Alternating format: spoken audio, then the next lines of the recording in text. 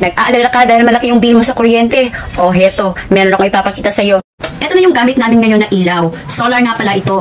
Kita nyo yung nagbiblink na red dyan? Ibig sabihin yan ay nagcha-charge siya gamit ang sikat ng araw. Kasi yung panel niya ay binibilad namin sa sikat ng araw. At meron na siyang 3 modes. Kung gusto mo ng mahina, katamtaman, or yung pinakamalakas na ilaw. May kasama na rin itong remote control. Pagdating naman ng gabi, pag na-fully charge na siya, kung saan na siyang iilaw. Hindi mo na kailangan ng mga switch dyan. Kagandahan pa nito ay pwede mo siyang hinaan. Dahil pwede mo siyang magamit ng lamp kapag matutulog ka na. Kasi naka 3 modes nga siya. Ganito yung ilaw niya pag yung mahina. Yan naman yung katamtaman.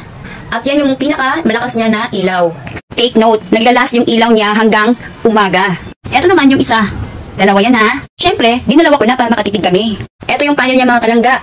Pero, depende sa size po yung panel niya kung gaano rin kalaki yung orderin ninyo. Meron kasing maliit na size at meron ding malaking size. Pag solar ang gamit mo, no worries ka na sa bill ng kuryente nyo. Kaya, mag-switch ka na rin sa solar para makatipid ka sa kuryente. O, wag mo na pag-isipan, i-check out mo na kaagad.